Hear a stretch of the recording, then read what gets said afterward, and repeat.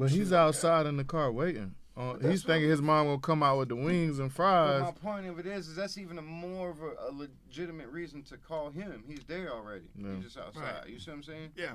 So I don't think that premeditated shit is out the window. Right at 8:10. You live? Yeah, it's all right. We hot mics. Here it is. All right. You know, I don't like being on. Allegedly before every time I talk. Don't be afraid of the limelight, man. It ain't the limelight, dog. You see what I'm saying? Yeah. So I don't think that. Yeah, Bubba had hot mics on, man. Waiting to enjoy it, fellas.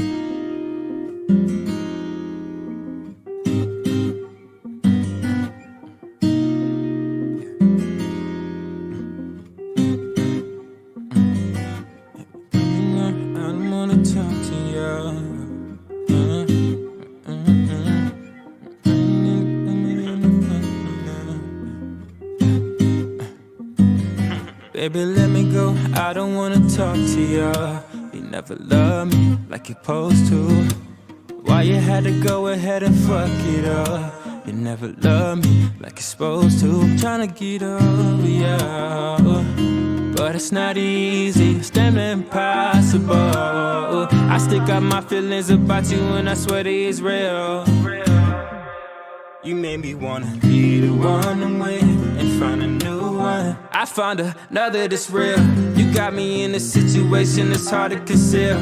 You got me shooting jumpers from the 3 like Bradleyville. What's the deal? No Copperfield. I'm tired of preaching to you, baby girl, I'm always here. I be the Superman, baby girl, I'm always near. Come grab the wheel, girl, I like it freaky with a thrill. Don't need your location, baby girl, yeah, I'm always near. You know that your love is a virtue, and I won't do nothing to hurt you. And you be my ride or die, and I'll be right by your side. We be like Bonnie and Clyde, you know that. Somehow things change, going insane, going out my way. Now we can be. Send a text, said you're going through depression. Need to stop it, girl, you love manipulation. I ain't even flexing, yeah. I learned a lesson. Being free is way better than stressing, and you can guess it. Gotta get it together, baby. Let me go. I don't wanna talk to you. Oh, why you had to go ahead and fuck it up? Oh, why you had to go ahead and start a fuss? No, baby girl, it's not good for the both of us. I'm hard to love.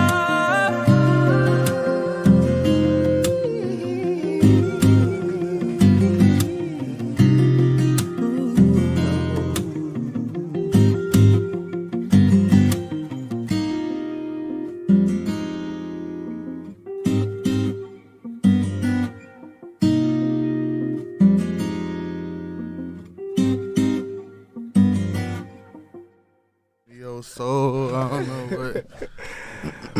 Welcome back on the bench. You guys on the bench podcast with Bubba and Pink, home of sports, music, and mayhem. That was Brian Lowe with Mess. That is available on all streaming platforms, man. Make sure you guys go and check that out. I got it off of YouTube, but it's also on Apple Music. I just saved it to my playlist today. All right, and we got a good show for you guys today. You might have to bear with me a little bit because I don't think this thing wants to work with me. Oh, it works a little. It works when it want to work. Okay. It's better not working at all. Yeah. So we'll see what it clicks on.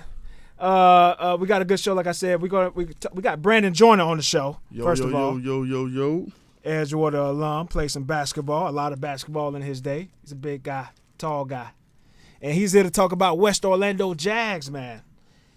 That is a youth football organization. I can say organization, right? That's what it is. For sure, yeah. What else were you going to say? People say team, that little team over there. No, it's a big organization, man. Nationally known. Nationally known. There you go. All right. And we're going to be talking about that along with a lot of other trending topics that's going on in sports, music, and entertainment. You guys know. Brandon, man. Brandon's actually a guy who's been rocking with us, man, on the bench for a long time, man. For sure. In our very first format when we was on the radio over at 91.5, we'll get early mornings. What was that, 5 a.m.? 5 a.m. Brandon was up with us, man, talking with us, commenting. For sure. I had you propped in the FedEx truck, man. I was rolling.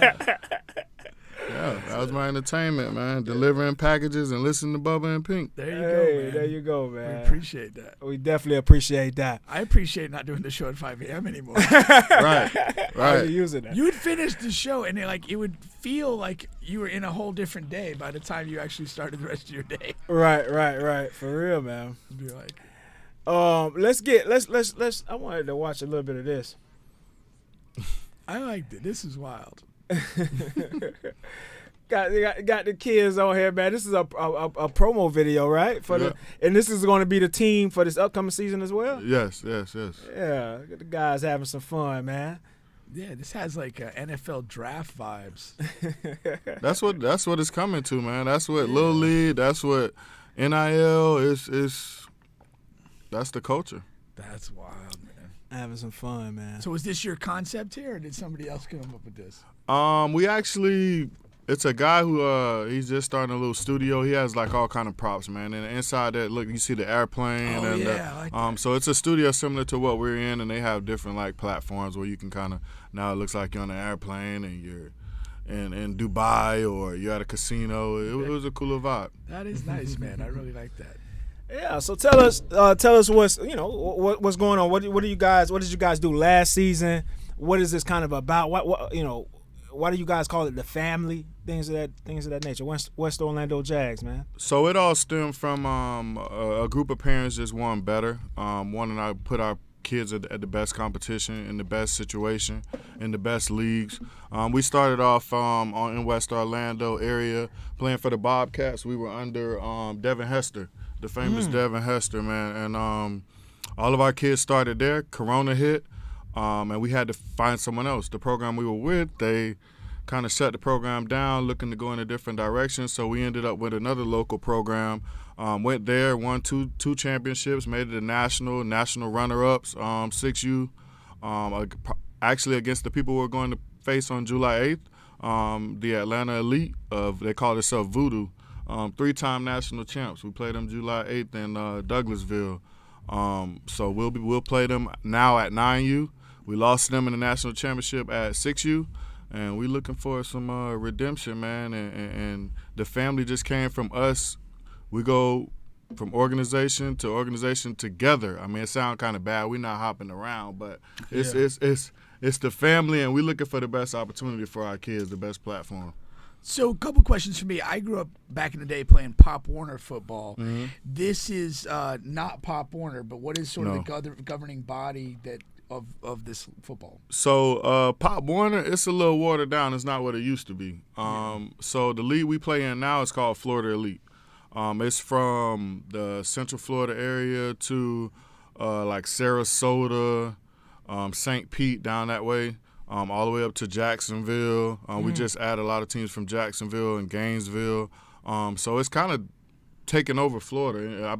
I believe within the next year or two, everybody will be in Florida League. It's a great league. It's very competitive. We have maybe 18 nationally ranked, like on multiple levels. It's becoming a big deal. And you said your son is in the currently be the U9 team? The 9U, yeah, the 9U division. Okay. Yeah. And then what does it operate with weight limits or age limits, or how is that all functioning? So at this point, I don't think any league does the weight limit thing anymore. It's strictly age. Oh, damn, I grew up in the wrong era, man. Right, and that was my problem, man. Like I said, I was a big kid growing up, man. I went out there when I was in the 3rd grade. They wanted me to play with the 5th, 6th grades. My mom's like, nah, we're going to basketball. we ain't doing that. So, how many people, it's a good question. How many kids were essentially routed into other sports because they were essentially too big to play football? A lot. Yeah. A lot. I promise you, a lot. Like all those kids eating double cheeseburgers back in the day, man, Whoppers, like we weren't able to play. Yeah. It was tough. That's why you get a lot of people, kids, you're like, man, you should play football. We couldn't. Yeah. We could have. I was 130 something pounds in elementary school. Yeah. Like that's way too big to be tackling this 60-pound kid. And like they don't want you out there. You know what I mean? Right. Yeah. So I think I just stuck with basketball, and that was my first love. When I should have transitioned with the times and went to football. Man, I got a lot of friends, and actually one of our coaches, Jay Howard, one of the Jones alumni, played for the Chiefs and played for the University of Florida. He's coaching with us. Cool. So we got a lot of kids going in a good direction with good leadership and coaches, man. Exactly. Now, so would you call this like the AAU of football? Is that like? So AAU actually has their own league too. Oh, for real? Yeah. AAU So, has a football. Yeah, it's something totally separate. Okay. I don't think it's so. The league we're in and the route we're taking, it allows you to be more national. It allows you to move more freely. That's why we went to the Jags, because they allowed us. Hey, you have free range. Do whatever you want to do. As long as you're here to play your league games, you're fine with us. Like, we're going to Douglasville, pretty much outside of Atlanta. Then 2 weeks later, we'll be in Savannah, Georgia for a national tournament. And then we start our league maybe like a couple weeks later. But I was going to ask that too. Like, so to have one of these teams, do you have to sort of be under the umbrella of like a larger organization or club like the Jags? No, us three, we can start a team right now. Okay. And they have the Youth National League, which allows you to be an independent team, and you can play your own schedule, create your own schedule. We kind of like we're in national groups and stuff, and we kind of like communicate through our national groups. And if we want to play each other, we'll hit that person up in the inbox, and we may be in North Carolina one week, Texas the other week, Carolina the other week, Texas. It goes on and on. It's just it's a really a large family. So the parents create that freedom, that schedule, that you guys come up with who you're going to play and when. Like I'm trying to understand. Yeah. Basically, you have to be bought in. You like as a parent, you got to be bought in. You got to know what you're committing to. We went through that last year. Like, we had beginning of the season, we had like 45 plus players. By nationals, we went with maybe 27. Because some parents just can't afford it. Some parents don't want to send their baby away for a week to go to nationals with the team. It's a lot of different, there. And what about with like a 40-plus man roster? What about simply some kids aren't going to play very much with that many kids on the team, and then you justify the time and money and energy to travel and do all that. It might not make sense at that point for you. For sure. Like, we'll play a full season before we actually go to nationals. So if you notice that your son isn't really playing, like, you can kind of gauge, and it ain't gonna change overnight. Like, he ain't gonna go to nationals and now he's our starting running back and playing every snap of the game, man. You can kind of gauge it throughout the year. So some parents do. Some parents want to give their child that experience because it's a great experience. Like, if you look it up, YNC, it's on YouTube, it's on Facebook. Look it up, man. They gave the kids like iced out chains that won the national championship, spinning chains and rings. It's a good experience for a kid. It kind of motivates you to, hey, this is what can happen later on in life if you commit to what you're doing and put your all in what you do. So you were talking a little bit like off the air before the show about, growing up, how it was versus how it is now, because, back in our day, a lot of parents, I'm not going to say all of them, but a lot of parents, and how it would work is, okay, my friend told me about the Pop Warner League. Mm-hmm. Okay, I want to play Pop Warner or flag football, whatever it is. Mm-hmm. I'm going to go up to the coach, ask, can I play? Yeah. He's going to give me the paper. Yeah. I'm just going to take a paper simply to Mom, sign this. Yeah. I want to play, and that's it. Yeah. And then, like you said, she and my dad, mom, or whatever, they may come to one game. They may not come to no games. Yeah. There's no involvement. They just, you know what I mean? They just sign one paper. Yeah. So, but with this and with West Orlando Jags, what's going on, my man? Is the parent has to be bought in, is what you're saying. What is that difference? And you could talk about your upcoming. Whatever. So yeah, like I told you guys off air, like, my experience, man, like, my mom worked a lot. My stepdad worked a lot. He was busy.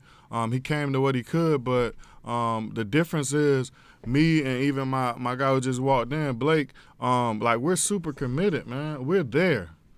we're there. His son just took on basketball, and like he's there. Like he's not missing anything. Like, and I think that's the culture now. Like we noticed that our generation may be the generation that where our parents weren't quite there and couldn't be there due to financial reasonings and having to be at work and stuff like that. But like, man, our group of parents we there. We locked in. We're there for our kids. I think it's interesting too because my experience has been you'll hear about soccer moms and stuff like that. My experience, my son did soccer at a high level, and I think a lot of like the kids that actually have the support to go places and do things, it's dads. A lot of dads are involved, and I think it makes a tremendous amount of difference because a lot of times if your kid's playing sports, we love sports. Yeah. You're going to be behind that 100%. You're going to make it happen. And when you're fully bought into it, it's like you're going to make sure your kid has every chance that he can have to achieve something. And so if they're getting that in this group at 9U and stuff like that, that's a special bond and a special platform that each of these kids are going to have to push this as far as they can. Yeah, definitely. No, for sure. So like, what's this season that's coming up? How many games are in the season? And then do you guys go to national every year, or does it depends on your record? Like what? So I say we'll play. If you play regular season, preseason, and we make it to the championship, it'll probably be every bit of 20-plus games. Wow. Probably 20-plus. I mean, because in season, it's about 10 regular season games. Then if you make it all the way to the championship and let's say you win, that's probably additional 3 to 4 games, so that's 14. We're going to play 3 or 4 national games. We're around 17. And, that it just depends on how tournament style tournaments we attend, or how it really depends, but around 20 something. Now with the travel and the involvement are parents paying the full bill, or does the organization seek sponsorships or any of that? So that's the thing, man. We start early, especially this year. We started early with the fundraising. We had a special kind of like way to we had it where we were online. You were able to purchase jerseys, shirts, autograph like items of the kids and stuff like that. So we instead of being on the corner asking for change, we try to take a different approach, and I think it went well. So we allowed families to not have to pay a total amount that the other teams or other local teams had to pay. We were able to kind of dwindle that number down. Yeah, you guys, it's a website or what is it? And is it still up? Is it still active? The link is still up. I mean, you can visit my page on Facebook, Brandon Joyner. I may have it up, or I can post it later on. And shoot it to you guys. But we would definitely appreciate anything anybody can donate or shoot it give. here. We could probably put it on the edited segment. Okay. We'll do a commercial for it. Yeah, for sure. And we want a shirt or whatever as well. So I'll go. Yeah, that's for sure. Appreciate you guys. Okay, so that's what's up. So you guys took that approach. Now, the season spans from like what month to what month? Like I'm sure some parents, because I see like single mothers, they post on Facebook often like, oh, I'm trying to get my child into this or that. So like from what month to what month you think this league spans to? For us, because we're a national team. Team is from July to mid-December, late December. Okay. Nationals is December. And December, now that's school time, right? So what? Yeah. If you say your kid got to be away for almost a week, that's during the school year? So we're on those kids about their grades. Okay. We're their extended, like as coaches and as a team, we're their extended like fathers. We're their dads. So we're on them about their grades and how they're doing in school, because not just because that specific reason, but we understand that we're asking a lot of them, like every weekend, and they're going to miss that week of school, December, which is kind of like a critical time. They're coming into finals or final tests and exams and things of that sort. So we ask a lot of them, and we make sure they're on top of their stuff, because we know eventually they're going to miss that week, and it's going to be a lot on their plate like throughout that time in the school year. Yeah, I like that. And the parents, so do you try to bond a relationship with most of the parents? All of them. Since you're there a lot of times. And what's your role? Are you there just for your kid? Because you keep saying we, and So are you try to take ownership or part of the organization? You see the sign? It's the family, man. We're a family. Okay. It's the family. We there for each other. We hang out. We eat together. We party together. We birthdays, Airbnbs. Like we're together. We move together. We ain't got that far. We ain't got that far. We sticking to birthday cake and ice cream right now. It's good to know there's still another level to get you. Right? Yeah. But we are going to Atlanta next week. I can't say, Hey, but we'll cross that bridge when we get there. That's good, man. That's good. Are you involved in the coaching at all? So the previous 2 years I was coaching. Now that we moved on, I kind of took a different role. I'm still out there in the field, but I kind of took a different role. I kind of schedule the national games and communicate with, like, we have a game this next weekend. The platform is Power States, and they're throwing the game we're having against the number 1 team in the country.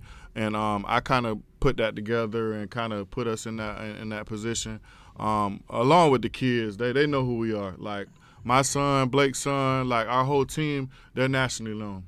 Everybody. Like, you can go to Indiana, you can go to California, you can go to Georgia and say our kid's name and, oh, yeah, I know from the Orlando team. Yeah. Like, damn. It's crazy like that. It's crazy.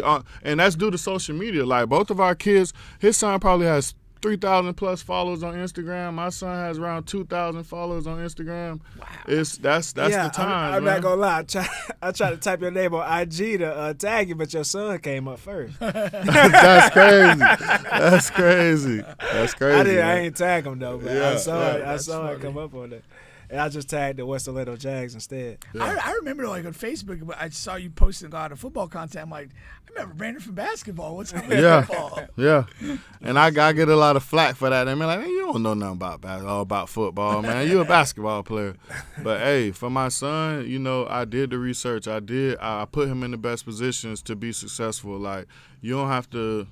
I mean, Stephen A. Did he play? Did he play sports like that? I mean, a little bit, a little college basketball. He played college basketball. Okay, but D3, I think, Yeah, but D2, you don't have to necessarily be in the field to have knowledge on stuff. You know what I mean? And I played football. Did I go to college for it? No, but I played in high school a little bit. Yeah. I played, little league. It's not like I'm new to this. Now your son, obviously he's playing football at a high level. Has he expressed interest in other sports or played any other sports up to this point? So he was nationally ranked in high jump and track. Oh, okay. So we ran track with Florida Elite. Shout out to Florida Elite. Great program. He loves track. He loves high jump. It's something that he's really good at. He kind of motivated people around the area to start doing high jump. Most kids just do track running events. Yeah. Right. And nobody thinks about high jump at 9 years old. They're like, high jump. That's something a coach would put you in. Right. Yeah, right. I wouldn't have even thought of it myself. Right. I didn't know they did it. So is he a receiver on the field? So yeah, he was, and it definitely translates, bro. Yeah. It translates. Like, if you anybody who has a football player, make them run track. Yeah. Even if they aren't winning, they aren't quite good at it, make them run track. It translates. Every aspect of it translates. Yeah, because if they get faster, more explosive, even if they're not winning the track meets they're in, but in football terms, that's going to be a measure of improvement. So yeah, we encourage linemen and all to go out. Yeah, go out there, big boy. You might lose, and the track uniform might be a little tight, but it's going to translate, my boy. I promise. No, I hear people talk about it all the time, like, because nowadays a lot of the parents are trying to just throw their kids into one sport and just run them in that one sport the year round. Yeah. And a lot of athletes say that you burn them out, man. I'm telling you that. Burn them out. Yeah. It's best because other sports, they activate other parts of the muscles of the body. Right. It's all different type of stuff. Yeah, definitely. I've heard about that. Yeah. Right. Like, basketball stretches you out. Mm-hmm. Track gives you that explosiveness. Like, each one brings out a different aspect of your body and your development, man. Yeah. Now you kind of rushed over it, but y'all play the number one team in the nation. Yes, 3-time champs. Is y'all ready for that, or what we doing? We more than ready, man. We more than ready. What we did, a part of the move to the Jags, we brought a lot of family with us too. Like, we introduced some cousins. They are part of the family now. Like, some kids from Osceola, some kids from the east side of Orlando. We got kids traveling from Tampa. We got a dude that flies in from New Jersey. Really? Like it's deep. It's deep. Some people say, man, it ain't that serious, but like, is this what you want for your child? Like, do you want better for your child? And we're not talking NFL. We're talking just giving them that platform. Like, look at the girls from LSU, man. Like, they in college making more than all of us probably. Yeah. They're making six figures, and they don't have to go to the WNBA. All right. The old girl said, why would I go to the WNBA right now? To make 5 figures. Like why would I do that? And we want to set our kids up for success, man. Like, and that's the goal. It ain't just about little league and winning and the popularity. It's about them being successful young men. No, that's for sure. That's for sure. Once again, you guys are on the bench podcast with Bubba and Pink, home of sports, music, and mayhem. We have Brandon joining in, talking about the West Orlando Jags, youth league football organization here in Central Florida. But as he's saying, man, it's spreading all over the place. So if you're in Jacksonville, St. Pete, Ocala, wherever, pull up on us, man. You pull want that platform? Pull up on us, man. Yes, sir. That's right. Really quick. Oh, go ahead. I was going to ask, like, with the group that you guys have assembled, when you're playing league games, are they competitive at all, or are you just smacking people around? Not really. They aren't really competitive. Yeah. Because most often, especially within the league, we're playing, like, if you're from Winter Park, we're playing the Winter Park Tigers. It's mostly Winter Park kids. Or you guys would play them? No, we don't play them, but I'm just saying example. Okay. Like, we may play Ocala Thunder or something like that. It's just kids from out of Ocala. And then Ocala may have 3 or 4 different teams, so it's watered down. Right. So they play against us. Man, we beat a team 64-0 last year. One is 64-0. The parents don't complain. Like shut the water off a little bit. Like the opposing team. Yeah, the opposing team. I think they kind of know what they're getting into, man. Yeah. Like they're like, hey, this is what we want to be a part of. Like, okay. Man, listen, look how we sign up. Yeah. Like, it's so for the most part, though, the games that are going to be real competitive for y'all are going to be the national level games. Yes, sir. Is there anybody here in Florida that at your age group that does give you a good competitive run? Maybe like down south. Yeah, like you say about the down south team, because that's the mecca. That's the mecca of Florida. That down south football they always kick our behinds in high school, and it's no different in little league. But we're changing that narrative. Even our president, KJ, shout out to KJ Ishmael. That's his goal. That was his reason for starting the program, to change the culture of Orlando football. These kids, within the next couple of years, you guys will start seeing the changes of us winning state championships. I think that's great. I mean, because again, if you want to compete at the highest level, you got to figure out who that is, and if that's right now in Dade County or Broward County, that's the level you need to get to. Mm-hmm. And it'd be great if the level is set here in the 407 for everybody else to try to catch up. So I hope y'all get there for real. That'd be great. Yeah, that's the goal. For sure.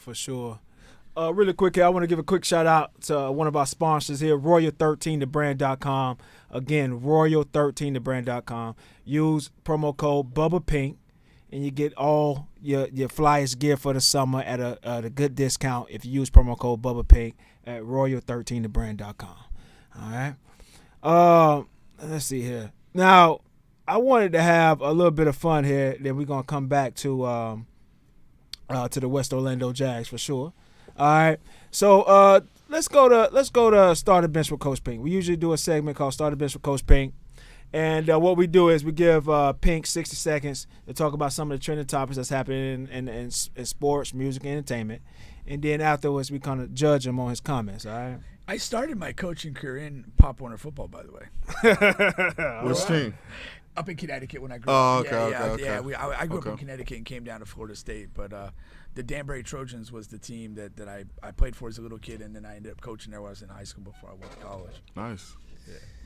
All righty now. So first up, Pink, we got Dennis Rodman, Start a Bench. Why not, man? Vice President of North Korea. Right. Wow. That's crazy. That is crazy, though. That's crazy. So Dennis Rodman threw some crazy shade towards Larry Bird, and he said if he played in this era, he'll be in Europe, and not good enough to play in the NBA. And also, he thinks Jokic is better. Well, he says that kid in Denver. So pretty much 40 years after originally saying this, he's circled back. Yeah. Him and Isaiah had so that. I don't think he's ever changed his opinion about Larry Bird, but yeah. I'm calling bullshit on this.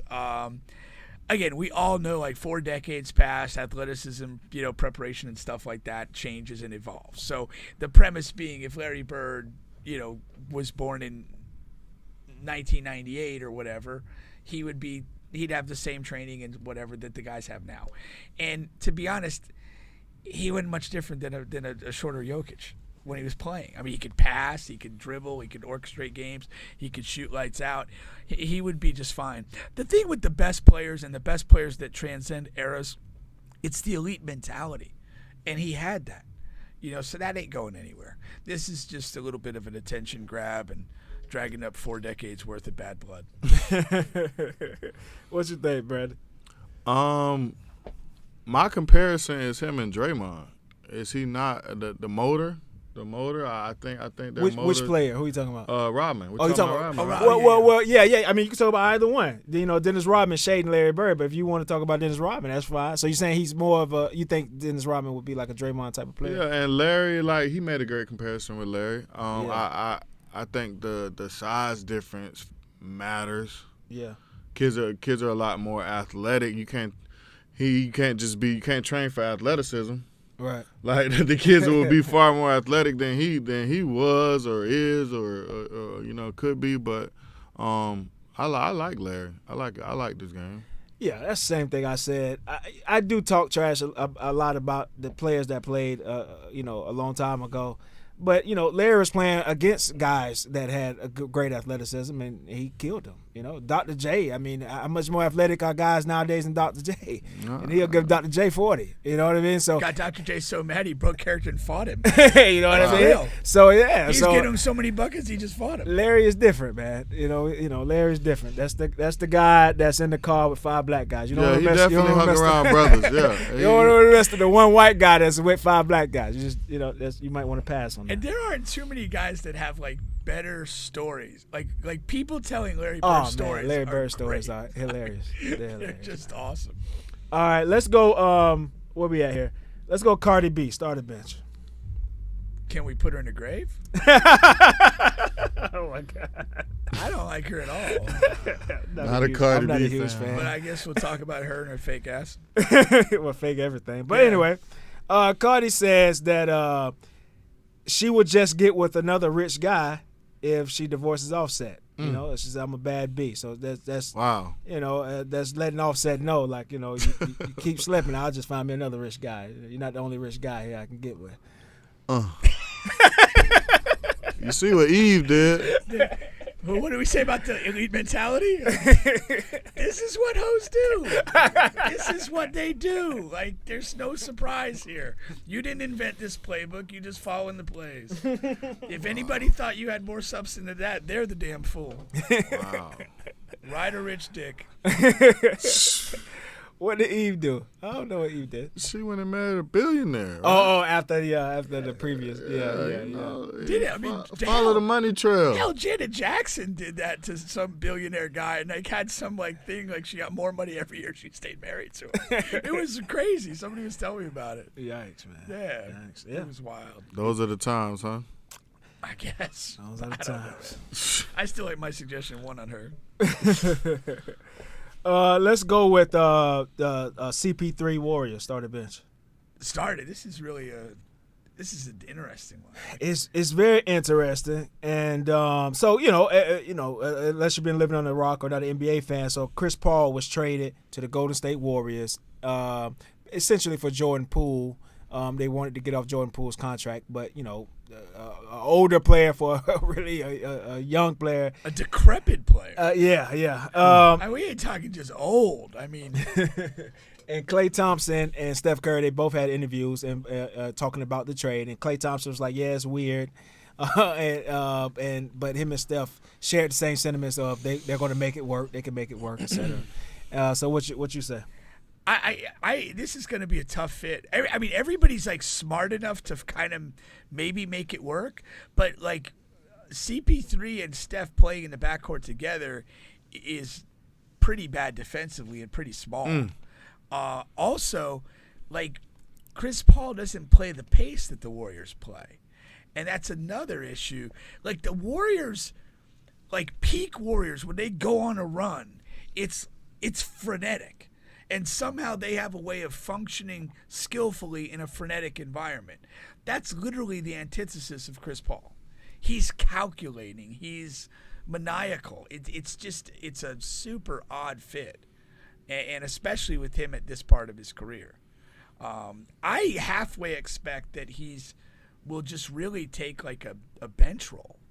And like, you know, 6-man type of vibe. 6-man, but even just like anchoring a second unit completely, not even necessarily playing many minutes with Steph or Clay. Yeah. What you think, Brandon? Or even Draymond, because how many times does Draymond get the board and, like, he's running the show? And he's running the show. So where does Chris Paul go when Draymond gets the ball? He's bringing it up the court, and Steph is on the wing and Clay is on the wing. Where he going? Because you can't put Draymond on the wing. like what's happening when that group of players is on the court? Like I don't see it being successful. Or maybe he does what your boy went to the Heat and did and play 15 minutes a game. Your boy from Lowry. Lowry. Kyle Lowry. Yeah. Maybe he goes there and does that. Plays 10, 15 minutes. You know, knocks down shots when he can, and, this is my role. And he took a big backseat. Lowry did. I really feel the only workable thing, and I think Brandon's right, is to almost take that, like, Kyle Lowry, I'm just a dude on the team role. Yeah. And not even, you're just like an extra dude. And Lowry didn't make any waves. He came in, did his job, went home. Didn't complain. Nothing. Couple games he dropped 15, 17, and that's like coming off the bench. That's what we need. Yeah, exactly. That's what any team needs. Yeah. So we'll see if Chris Paul can do it because Chris Paul is a little, higher level than Kyle was. So that's always an issue with He's those guys. He's the crown prince of basketball petty. Yeah, he is for real. Wow. King Petty for sure. Let's go this Damian Lillard situation. Start the bench. Start him, I guess. We talked about him a couple times here. Ad nauseum. Yeah. So you got a couple things going on. So the Damian Lillard and the team, Portland, met last night. And basically the outcome of that meeting is they're still going to keep Dame and try to build around him. The Heat are like, we're going to wait. We're prepared to wait. We're not going to make any other moves. We're going to wait this out for Dame. And then you got Damian Lillard on IG. He's playing Will Smith Welcome to Miami songs. You got Jimmy Butler on IG. He's playing Damian Lillard album songs. So you got that going. But Portland's like, we're not letting them go. So what you think about this? You got to love the NBA for that even being a thing right there. Just that whole story. I guess if they wait, it might be to see, like, the trade deadline. To see, like, okay, we'll start the season, and if we, as Portland, if we get out of the gates and play pretty well and feel like we have something, then we'll roll with it. I don't think they have anything, and I think that they're exceptionally young other than Lillard, and I see Lillard. I'd be shocked if he's on that team beyond the trade deadline this year. Super shocked. You too, Brandon? Run, Lillard, run. Run away fast. And like, again, like, why not rebuild? Like, what is Portland's interest in keeping him at this point? I'm bigger on that. If Dame wants to stay in Portland and whether he doesn't want to really compete at the highest level or he's just comfortable in Portland, his family is set up there, whatever, that's cool. Okay, he got his money, he's a supermax player. He can go ahead. What does Portland like? You can get so much for them. You got a decent young core as it is, even without them. You got Sharp, you got Simons, you got Scoot. Money, you got Scoot. Yeah. You can get so much for Dame and just and it won't even be a hard reset. It's not like you're doing an Orlando Magic, Charlotte Hornets reset. You're doing we can be really good in 2 years reset. If Scoot's what I think he is, I think he's going to be a really good NBA player. I think so, you too. might have that foundational piece already. And like, with the assets you can get in a Dame trade, again, you might be really good really soon. Really good really soon. Yeah, I agree. And have money set up for the next mad free agent who comes about. And it's like Portland has all of this foundation set up, and we can just throw some money at whatever. And Zion or whoever. And then, like, in pure basketball terms, okay, like Anthony Simons is pretty good. Shaden Sharp's a guy that you want to see grow. Yeah. And then you bring in Scoot. Like, if you're keeping Dame, you don't even have the minutes to let these players grow. Right. It doesn't make sense to me at all. Because look how Anthony kind of blossomed once Damian got hurt. Yeah. He went crazy. He went crazy. So maybe Dame moving out the way might be the move. I mean, from the Portland perspective, I am 100% sold. They have to move him. Yeah, I don't know. Because he's going to stifle the continued growth of some talented young guards specifically. I mean, it's not like their best players are front court guys, and Dame can play with them. These GMs, man, they get weirdly attached to these players. I'm going through it now with 76 and James Harden. Listen, they need that Orlando spirit. We don't care. We'll trade. We'll get rid of it. We draft old men, young men. Like, we bring anybody in. It doesn't matter. And we don't care. Can you get up and down the court? All right, come on over, man. 90 mil. Come on over, man. And we'll trade you out of here in a heartbeat. Right. Once you do, get good. Right. That's funny. I think all the players in the league that have played for the Magic and then played better for somebody else should have to wear like a small O somewhere in their jersey. Right. So we know who you are. Because we give them that Space Jam juice, man. They leave here, and it's a whole different player. Facts, man. Facts. Champion Aaron Gordon. Right. My son's like, Dad, Aaron Gordon's a champion. I'm like, what you talking about? He left the Magic, and now he won a championship. Oh, thanks, son. Thanks for reminding me. Yeah. Appreciate it. All right, we got 3 more here. We went a little long there, but I wanted to do that. So, LeBron, starting bench. Got to start him. What do we got now? So, LeBron, he won't advocate for offseason moves for a change. So, he's going to sit this one out. Yeah, he's not going to recommend them bringing anybody in. For a change. I mean, he's the king of passive-aggressive maneuvering. Right. So you're not buying it. That's what you're saying. No, not at all. I mean, he's going to do what he always does. He's never gone on record and be like, this is me. Mm-hmm. He's like a CIA operative. He wants plausible deniability on anything that happens. So if it goes south, he looks over at, Pelinka or, whoever that other guy, David Griffin in Cleveland. You guys, good luck. So that's like the narrative, right? That's always been the narrative. LeBron, if LeBron wants you, you're coming. If he doesn't, you gone. Yeah. So I think he's trying to build that leverage. So when Bronny come, like, hey man, I let y'all try this and try that. I'm advocating for my son right now. Like, hey, bring my boy. That's it. Bring my boy. Like I let y'all, I gave y'all 2-3 years to figure out something. Y'all ain't did it. I ain't won in 2, 3, 4 years. You know what I mean? My boy coming. There's that other one that they did like the way too early mock draft, and they had Bronny going to the Hawks at like 17, and LeBron commented on that. What did he say? Something like like the James gang to Atlanta or something like that. But like again, passive aggressive, not saying I'm coming too. Yeah. But James gang. James gang. Clearly. Does that include the baby boy too? A gang, everybody. A gang and a wolf pack do not involve one. Wow. That's for sure, man. 2 more here. Let's go. Drake, start a bench. Drake's my guy. Yeah, man.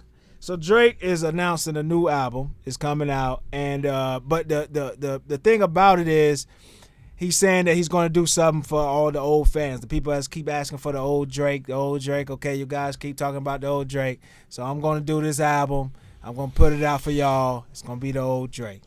What do you say to that? I want to know if he still has it in him. No, people evolve, you know, and here's the danger of this.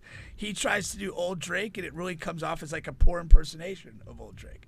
Can it come from an authentic place when you're this far along in your career, you've had this much success? It's success and money change people, and I don't know that he could be the old Drake. So I'm calling myself dubious. Is there an old Drake though? Because doesn't he get flack for a lot of ghostwriting, having a lot of ghostwriters?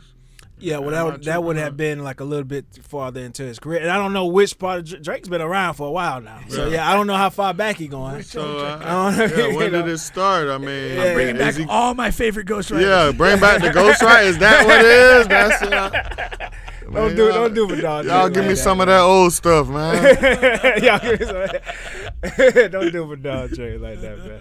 We'll see when it come out. The last one here was a little interesting. I wanted to save it for last just in case we go over, which we might do. So Fat Joe has been catching flack. You know, Fat Joe is a former rapper. I don't think he rap anymore. He has a podcast. Damn, he's just a former rapper. Yeah. I know he has a podcast. It's pretty decent. That's the same category you are. Yeah. Listen, I was a Bubba fan. I had Bubba mixtape. We was in Georgia College jamming Bubba mixtape. There's no lie. Brandon and Roger, man. What? Man, we before games, we jamming Bubba. They like, who is this, man? That's Bubba, man. But you had a different name. You had a J. Raw. Yeah. J. Raw, yeah. J. Raw, man, he was legit, man. I was upset we didn't get a volume 2, 3 or something like that. Right. J. Raw in your bedroom or in your facts, in your man. headphones. But Fat Joe is, like I said, he's been catching flack for using the N-word a lot on his podcast. Now, Fat Joe is a Hispanic guy. And he uses the N-word like, almost every sentence. And so the people who watch, a lot of them comment, and it got to be so much to where he felt like he had to address it. And so he was defending his use of it. And he was just like, it's offensive to me. And while I'm watching him talk. What's offensive to Right. I'm watching him. I'm saying, well, if it's offensive, why you use it so much? Right. It's literally he uses like every sentence. And a lot of hood guys, especially from up north, that's like a part of their vernacular, but he's like I say, he's Hispanic, whatever, and it was just his reasoning for it was a little weird. It's like, hey, it's offensive to me, like I feel y'all where y'all coming from. Like that was his thing. That's horrible. Does he have a closed head injury we don't know about? Oh, who? Closed head injury. He's got some CTE going on. Oh, did somebody? I don't know. He did a little time, man. I don't know. Hey. You never know. Yeah. That's just an incredibly incompetent response. But you talked before on this topic on the show, Bubba. I mean, hey, it's not my word to use. I don't use it, but I'm not comfortable with Hispanic people using it as much as I hear them use it. I'm not. Just to be honest. It's just I think it's weird. What you think? It's a tough little subject. It's a very sensitive subject. Yeah. I don't use it very often. I don't like certain races using it around me. Would I get offended if I seen Fat Joe say it or heard Fat Joe? Not really. Not really. No. I would not Fat Joe specifically, and also I don't make a riff when Hispanic guys do it, but it does like when I'm around them and they do say it, it does hit me like something does go through my brain like, oh, that's not right, whatever the case may be. Yeah. But I don't make a riff about it. I don't it's whatever. Yeah. I guess that's it. But like the way you say, like if Fat Joe says I'm not necessarily reacting, but like it is kind of interesting because my thing would be is when you hear it come from him or somebody, like what do you instantaneously feel? Yeah. What does your gut feel? I don't know that, but like that, that's kind of to me almost a significant test of it. Do you feel some sort of reaction to that one way or the other? It is what it is. Yeah, that's at the end of the day, it is what it is. But I just thought that was interesting, especially his coming from him, right? Yeah. Especially coming from him. But he is in the culture and things like that. But yeah, that's started bench with Coach Pink. That was some decent stuff there. Next, I have a rant. We didn't start the show with your thoughts of the week. It was supposed to be the rant, but I was so interested in hearing about the West Orlando Jags. Right. Yeah, I just went right into it. Hey, we the show, man. You ain't the only one, man. You ain't the only one. Nah, for real though. We had that effect, man. Nah, and that's real talk. I tell you, that video caught me off guard. I was just kind of like, wow, this is like the legit, whole, right? And people kind of take it differently. They're like, why y'all got him with money? And man, those kids had a ball, man. So, okay, where is this like shown? Whoever wants to put it up on their own platform, or does the team have like their own like? So we have an Instagram. WOJ9U on Instagram. All the parents reposted. Okay. And then the team we play against, the number one team, those guys up there in Georgia, they have a whole rap song. They have a rap song, rap video. Oh, so you guys are a little behind. Yeah, so we trying to, you know what I'm saying? But, but like I say, it's the culture, man. It's the culture. It's the way the culture is trending. It's the way it's heading. The NIL deals, we trying to get that type of stuff and Two build questions. That. Maybe when Drake's done with the old ghostwriting team, he can send some people down for you guys to get that rap tightened up. We down, man. Pull up, man. Y'all let us know. But here's my other question. You mentioned NIL a couple times. Is there anybody in this sort of national youth football scene that is generating NIL money with the kids at this age, or? So I personally can't say, but you got people like the kid Blaze that's all over the internet. I've seen him. He's from Tampa? Yeah, he's from the Tampa area. A good friend of ours, and he got all kind of endorsements, man. And so him, and then you got another kid, Baby Gronk. He's from Texas. That guy too, yeah. Another popular kid. I'm sure he's generating revenue from somewhere. Like even my son, we just got we're about to sign a deal for a mobile app, a youth league mobile app. Oh, cool, cool. So it's out there. That's not bad. It's coming. People say it's not that serious, but within the next few weeks, I'm gonna be making money. Me and my son and my family gonna be making money off this mobile app. Yeah. So it's there. So you're familiar with that guy Blaze? Yeah. How old is he? Your son's age, or? He's 11 now. Okay. He's 11. Okay. He's 11. Is he like literally the fastest kid on the planet, or no? Arguably, yeah. Yeah. he actually runs track. I mean, it's like that. He's took a L before in track, but not many. Yeah, Not many. You catch him kind of rusty at the beginning of the season. You might catch him slipping, but like once he's back in the groove, like you probably not. It gets ugly out there on that gotta track. check him out. I've been seeing him for a long time, and like I've seen a lot of videos with him doing like he'll do like agility type stuff. I've seen him like playing football, and I've seen some track stuff. But you don't always know the level of competition. But like the track one I saw was like, I mean, he was gone. It was about a 100-meter race, and there's nobody in sight at the finish. Yeah, that's like, the norm. It was kind of crazy. Yeah. That's the norm. That's like why I had to ask if he's that was... like, and how people say he's really him. He's him. Like this ain't no fabrication. This ain't no he's him. There's another dude that he appeared in at the Super Bowl in like a promo thing. He at the time he had like a blonde streak in his hair. I can't remember his name, but he's like a football kid. I think he's from the West Coast. Bunchy, maybe? Does that sound? Yeah, he said okay. Bunchy. He's saying he's Bunchy. Are you familiar with that? Is he legit, or is he kind of just an overhyped guy? No, Bunchy's good. Okay. I think he had a lot of momentum earlier. Yeah. Good when he was younger. Okay. He got older. His parents kind of dialed everything down that they posted him. Or, Okay. What is football? Yeah. Oh, okay, Bunchy plays football. No. Yeah, he was like one of those, phenoms. Yeah. You female. Yeah, I'm always curious if that's carrying on or not. If it flattens out or kids just catch up with him. Most often it flattens out. Yeah, no. That's like we've witnessed it. Like kids who were good, super good when we were younger. By the time we get to high school, they undersized. Oh, they're not that same guy from middle school, elementary. And that's another thing. Like I find super fascinating with youth sports is again the dude he's him at like whatever at 9 or he's him at 11 and then he ain't him anymore. Yeah. And it's like that's just got to be tough. Yeah.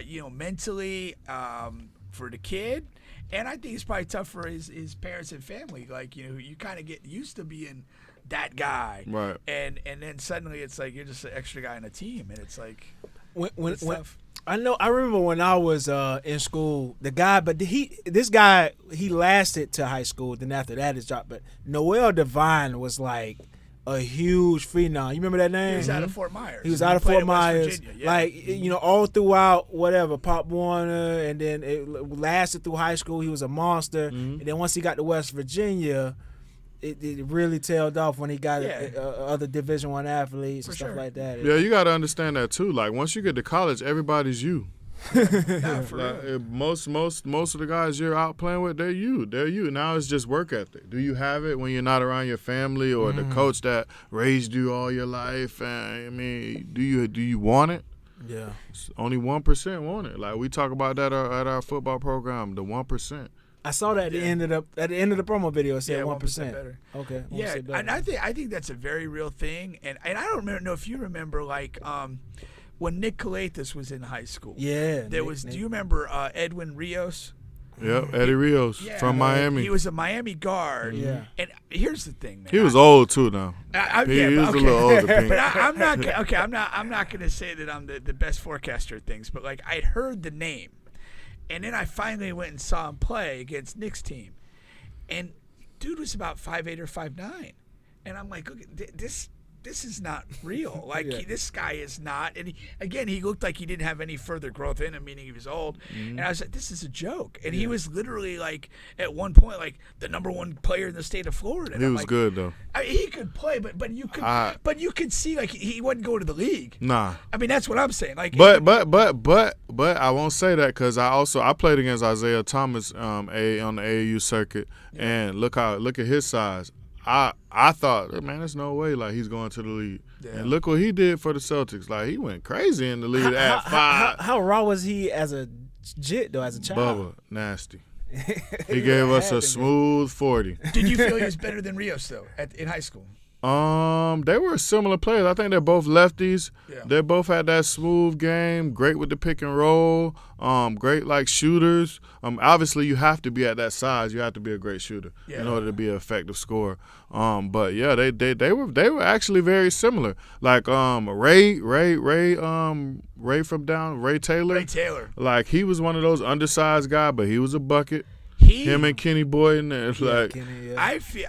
I don't know if I saw anybody quicker than Ray Taylor in high school. Right. We were at the Florida team camp at the Winter Park, and we played them in the semifinal up there, and like nobody on our roster had a chance of staying anywhere near in front of him. It was ridiculous. Man. It was just.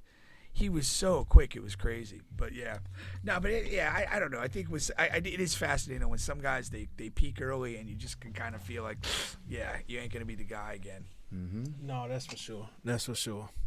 All right, so we still got a couple of things to get to. We're gonna get to the rant, then we're gonna get to the mom son.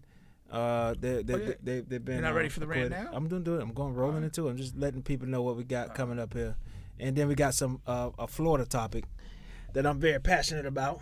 All right, so I'm going to play the quick video clip. It's going to be about 40 seconds. Hold on, here we go. Trade speculation. You know, casual Sixers fans, they'll trade me for a crumble cookie. But at the end of the day, you know, they have to realize, like, you know, you're not getting a 6'9" forward back who can, you know, damn near shoot 40% from 3, guard other team's best player, shoot, post-up, drive, play 70-plus games a year. All right. So, you know, for anybody that's watching and, you know, new to the show, I'm a huge 76ers fan. I've been that all my life. All right. And we got Tobias Harris here. And he's calling out the 76ers fans. He's definitely talking to me. All right. And he's saying that the fans. And I took that personal. The fans will trade him for a pack of crumble cookies.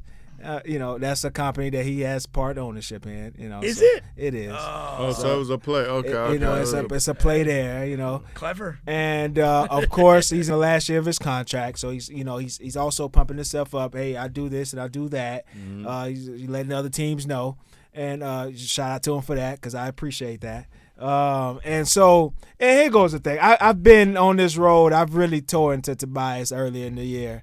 And here goes the thing about what he's saying. He's not totally off base with what he's saying.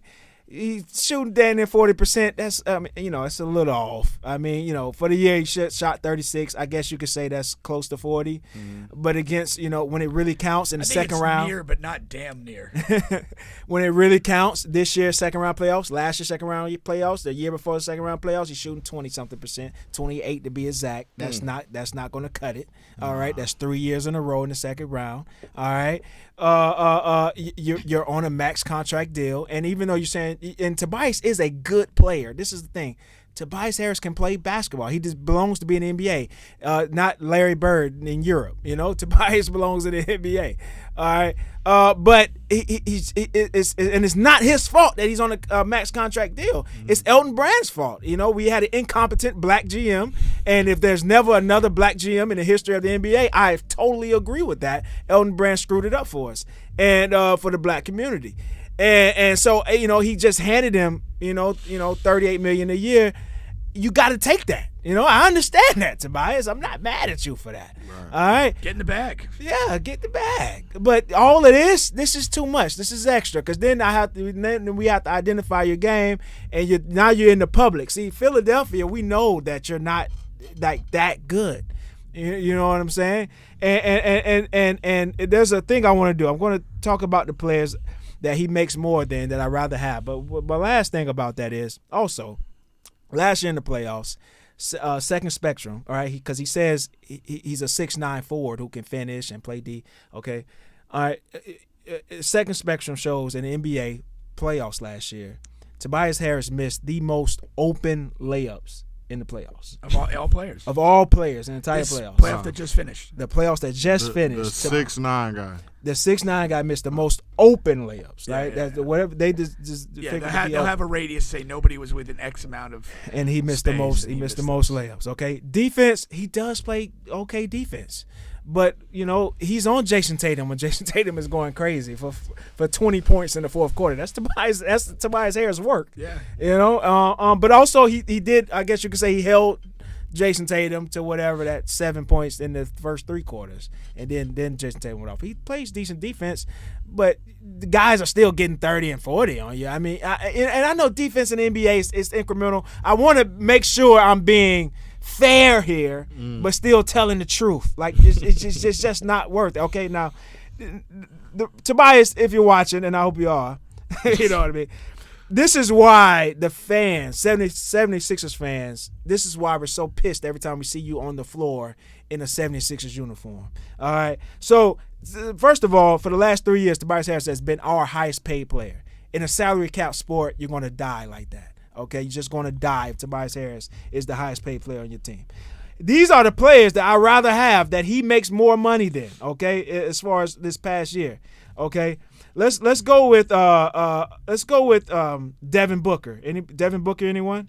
Let's go with Joel Embiid last year, of course, right? Let's go with hold on here. Should have led with the reigning MVP. Who was that? Oh, yeah. Zach LaVine, Luka Doncic, okay? Pascal Siakam, Jrue Holiday, okay?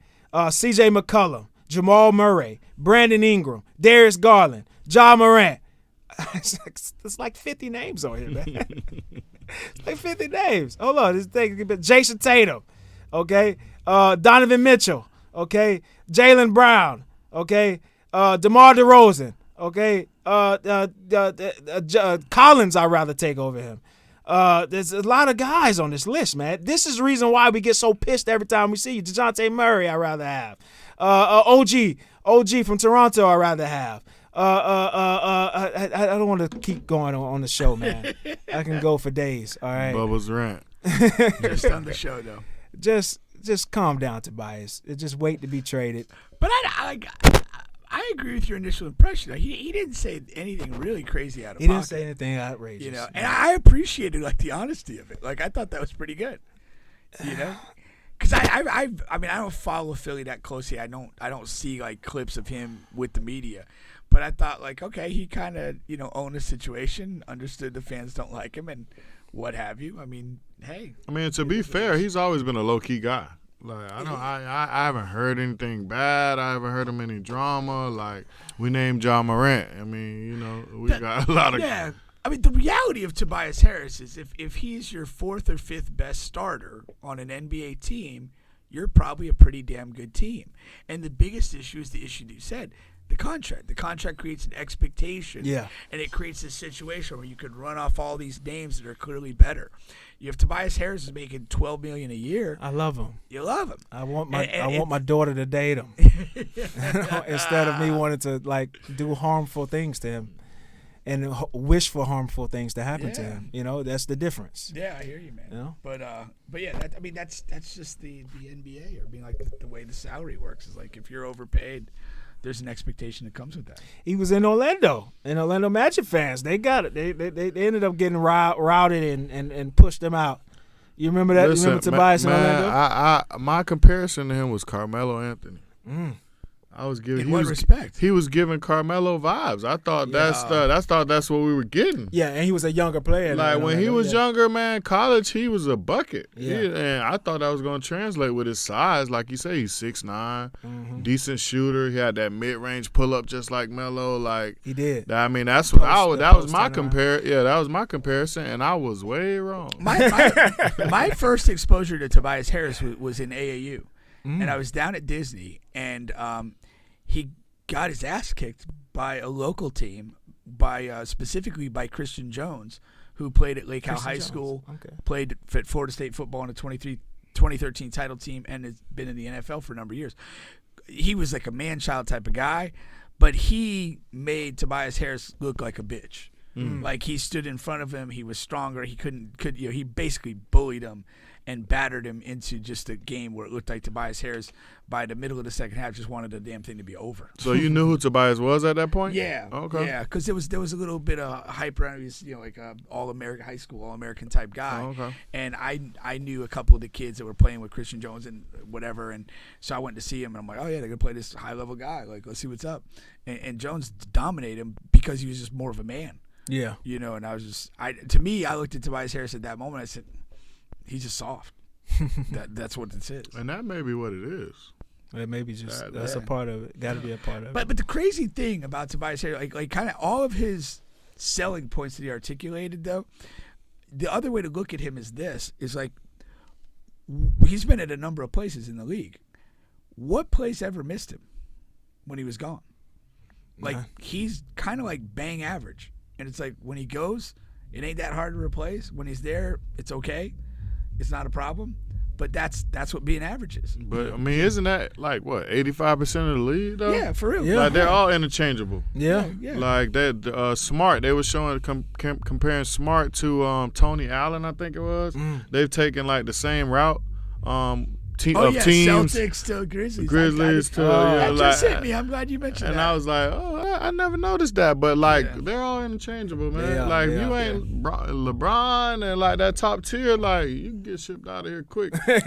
But, and that's the other thing we say, like, as an organization, if you don't have one of those guys in the 15% that genuinely make a difference, you're screwed anyway. You're not going anywhere. Yeah. You could be decent, you could be okay, whatever, but you're not going anywhere. Yeah. The only teams that win in the NBA are guys that have that top, I'd say probably top 10% player that even maybe top 5%, like if you really look at it, that the centerpiece guy who has the right support around him. But like if you don't have a centerpiece guy, you have nothing. Yeah. And that's why all these moves of yeah, go ahead and move these guys. Yeah. Don't pay so many of these guys. I mean, you're a fool to have paid Tobias Harris the money you paid him because he is literally a bang average player that could be replaced in a heartbeat. That's why I get so pissed, not just with the Tobias thing, but when they say, oh, yeah, but if you don't pay him, you'll lose him. So what? Yeah. So what? Let another clown pay him $39 million. At that time, you don't know, man. You don't know what people are going to turn out to be. They're doing projected to be. But by knew the time what he was Tobias, in Philadelphia, he'd already been with the Magic. Orlando is different because, you can see, you still projecting. But by the time Orlando, in Philly, he showed flashes. He showed flashes in Orlando like he can get you 30. No, I agree with you. Tobias Harris in Orlando, you didn't know what the ceiling was yet. So it was a little bit more difficult to do. But by the time he was in Philadelphia, we knew what the ceiling was. It was comfortable, bro. Yeah. So Philly just wanted to hand out money then. That's what we're saying? Yeah. Going with that? That's a whole nother story. Yeah. Don't get Bubba started. Don't get me started. We might not leave before midnight. Right, hey. But yeah. I'm trying to drag somebody down with me. The Magic, man, we listen, man. We just, at this point, you go to get the chicken fingers, man. Chicken fingers and fries, bro. If you get those good seats where you have access to that food behind the bleachers, right. Holy cow, man. Yeah. Amazing. They have like any imaginable thing you want there. Listen, I watch my boy Justin Jenkins. Shout out to Justin, man. Like, I watch him and his lives and his videos he posts, man. I be like, hey, bro, you got to take me, man. Like, I don't even care about the game. I want to eat. I'm telling you, man. It was like, I remember I went one time and I was like, they got ice cream? and popcorn, Right. and chicken, and Right. like whatever you can imagine. There's no limit to this. I can keep going back. Okay. Wow. It was incredible, man. For real, man. For real. Well, that's the Tobias Harris thing. Now, I gotta excuse me here while I find this video real quick here. I had the video of the mom and the son. Hold on, let's see where I put this thing at, man. What I put? There it is. That's the picture. But I had the video up here too. I thought so. Maybe I didn't. All right. So, of course, this is the charges are dropped against the mom and the son in that fatal shooting. And basically, I had a short news clip just explaining what had happened. But unless you've been living under a rock, man, you really know. I'm not even all the way tapped into the full story. And I know that they were in it was like at a hot dog stand or something, some small restaurant type of deal. And her boyfriend, they weren't married, right? I haven't read or seen anything. I thought there was no connection between the two people. It was just a random guy. As far as I know. Okay. Yeah. And I know they got into an argument, that the guy and this lady here, and she ended up calling, and he was hitting on her. What the video that I watched before the show, they're like right in like the service area of this small restaurant, and he's yelling at her. She's talking back with him. They're close, but they're not nose to nose. And he start like, if you say another word, I'm gonna knock you out. And she says another word, and he just unloads on her with a big right hand, and then starts to follow with a few more punches. And at that point, you hear a gunshot, and we later learn this is from the son, who was, I guess the mom had texted there was trouble inside, and he comes in armed and ready to go and drops this guy. But it's crazy on so many levels, man. It's like, how is this grown-ass man getting so upset at some lady at a restaurant? Right. Like, what is that all about? Over fried food. Yeah. Like, that just doesn't make sense. At all. For her part, why are you going back at this guy who's clearly losing his shit? Like, forget your food, go to the car, get your son, and be out of there. And then you have an armed son in the car waiting. Of course, it's America. We've got our guns, I hate the Second Amendment. I think it's retarded. But, I had to say it a couple weeks ago. I guess we had an effective self-defense in that he had the gun. He was able to go in there and shoot. And, I'm a aristocracy of talent guy. And I got to give a shout-out to the kid. It was a good shot. Tough shot. Mom was right in the area. There were other people around. And he delivers a kill shot. And one of my criticisms with the Second Amendment and having basically idiots with guns is that most people would not be able to fire a gun effectively or accurately under duress. And not hit anyone else. And shout out to this guy. Because in that video, I mean, the dude and his mom are like together. And he hits dude and kills him. Mom's fine. But it was a very small distance. You can't see it because of the camera angle. Yeah. But I think it was like all of 5 to 7 feet maybe from the entrance to the order window. But who among us hasn't missed a layup? Certainly not Tobias. I missed a few. I'm 6'8". I missed a few. But like I personally think the kid, he went wrong. You sucker punch my mom like that, bro. I'm coming. I'm coming. Like, you got, like, and I don't know how it all played out. It's always two sides to the story. I don't know how the kid knew, or we heard it was through text message. She's texting him like, hey, trouble inside. I guess she told him bring the protection or whatever. But that man was dead wrong, man. He was dead wrong, and I mean, and the charges are dropped. So right. I think we have at least 90% of that story accurate, because you could, he attacked her, and things like that. Here's the thing. In the video that you see, like, he strikes her, he keeps striking her, he is continuing to strike. There's nothing about the body language of that video to suggest he's stopping short of killing her. Yeah. Right. He's just wailing away at her. Because he hits her 3 or 4 times before you hear the gunshot. Right. Yeah. And so it's almost like the kid was like, all right, I really don't want to do this. So, I mean, you forced my hand. He forced his hand. And he wasn't backing away after he threw the 3 or 4 blows. Right. I mean, I literally thought if nobody's there and there's no son with a gun, he likely kills her, beats her to death, because he wasn't stopping. And so it's good that my only thing is like, did it have to be a gun? That's my only thing. Like I wish the worst for the guy who was hitting this defenseless woman. Like I hope the worst for him. But at the same, does it have to be a gun? Now this is a younger boy, so maybe he gets his ass 14. whooped too. You know, maybe he gets whooped too. 14, frail. Look at him. He's not a big kid. Nah, he's not a big kid. Like, That's not Brandon at 14. Right. 6'4", 200 pounds. Brandon at 14. So I understand that, but does it have to be a gun? Well, what is what's the option alternative? number 2? Yeah. What's y'all do? You know, you get in and you do your best to separate.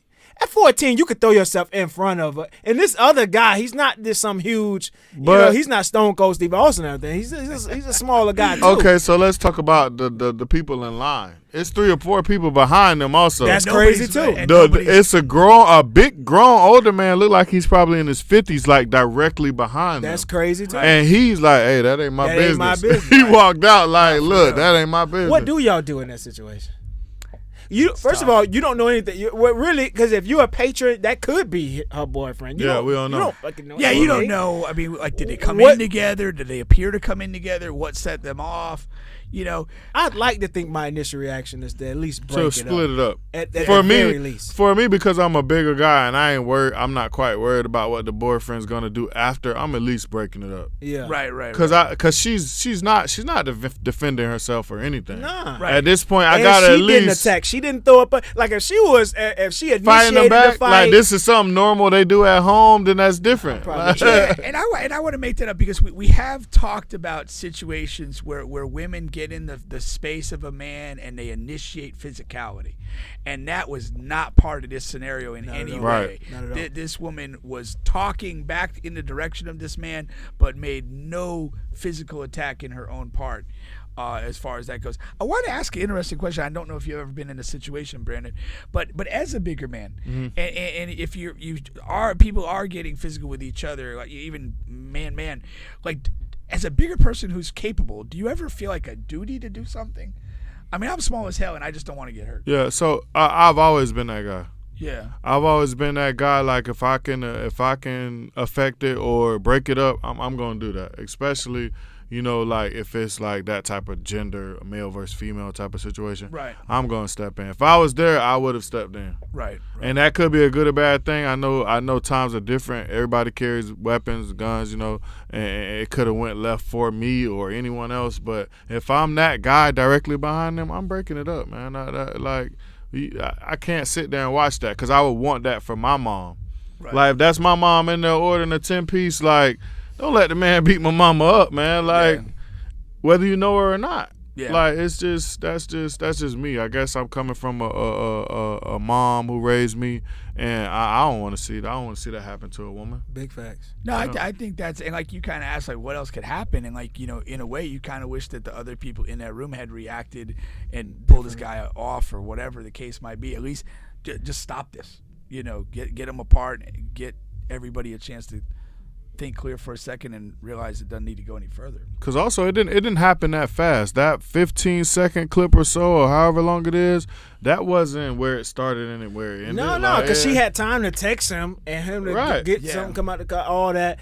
In between that time, the police also could have been called. Right. That's what I'm saying. It's just other things. I just feel like that's my first reaction. And who and where is the owner? Like, where's the workers that are there? Yeah. Like, you're not trying to get this escalated situation out of your restaurant? Right. Like, I'm not serving either of you guys. Both of y'all get out. Yeah. Like, your little $15, you can get out with that and go somewhere else. But, so it's different ways to look at it. Yeah.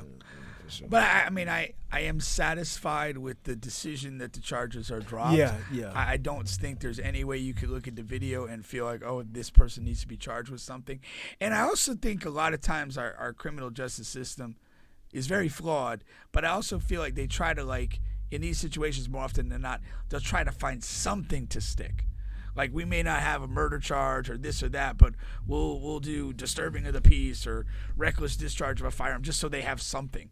And I'm glad it's just dropped because that's what it right, needs to because be. he is a minor. Yeah. So what does that carry? Yeah. Why is he capable of getting this firearm and had that easy of access to it. So I don't know. Yeah, I'm surprised that didn't come into play. That's true. Well, I mean, that's the issue with the guns. Is I mean, there's so many, and the access isn't effectively controlled. I mean, it could have just been in the car. The mom might have had it in the car, and he knows where it's at because he's 14 and he's not dumb. But you're not supposed to. Isn't that against the law? I wondered, did they not bring that up? There's steps, right?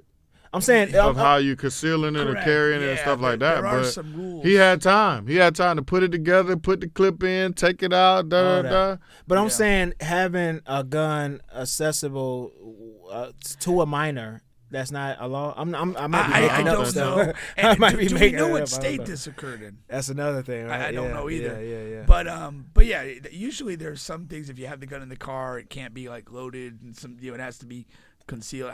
That's how it used to be in Florida. And that's kind of what the open carry is now. Hey, do whatever the hell you want. Exactly. Yeah. Right. Loaded, unloaded. Wild West. Yeah. That goes into play July 1st. Yep. Couple days. In Florida. Yeah. So have fun with that. Right.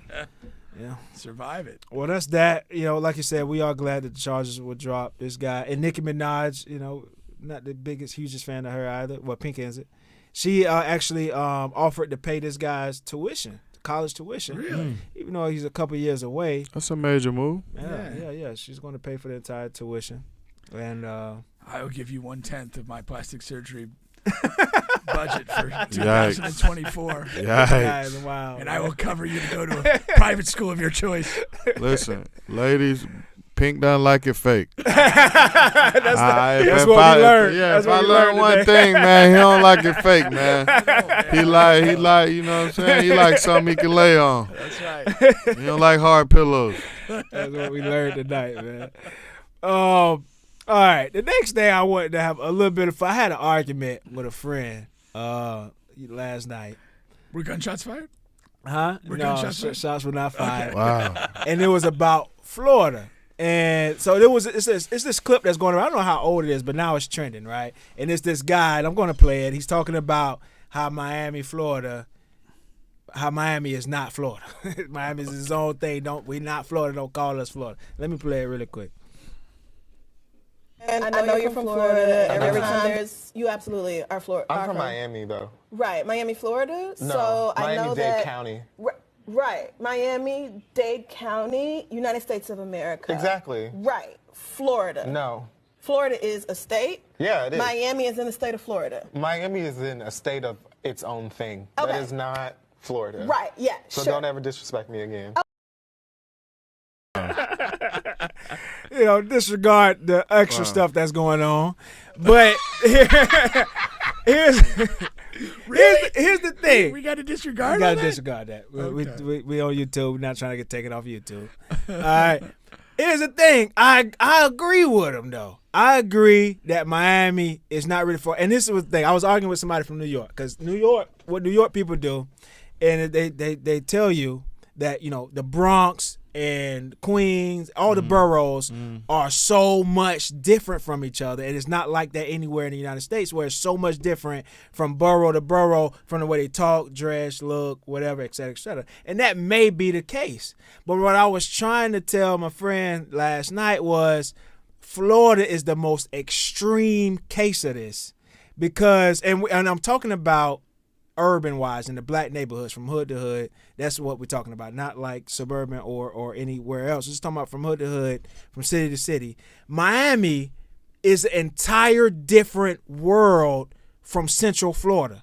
From it's so much faster, but also from the way that they talk, from the way that they look, dressed, and we're only a couple hours driving away. The way they dance, the food. The way they dance. The way Miami people dance and the way Tampa people dance are just completely different. They juking, but they juke different. It's both called juking, but it's completely different. Yeah. Jacksonville is so much different than Central Florida and Miami. Right. It's ridiculous. Then you got like how Ocala, Gainesville, they're like little country stuff like that. Fort Myers, stuff like that. And just the way, just so from city to city throughout Florida, it's like you going to an entire different state. Yeah. Like they hustle different. You know what I mean? You got some cities that's still big on scamming. Some are still old school and selling crack cocaine. Like it's just so much different. And for some reason, she couldn't understand that. She ain't been here. No, for real. Like it's different. Yeah. And you didn't even mention the other one is like when you go to like the rural counties, like Polk County, and like that's a whole different thing there. I mean, it's different thing. But I don't think a person who has not spent time in these places has any idea what the hell we're talking about. Yeah, there's no way to know.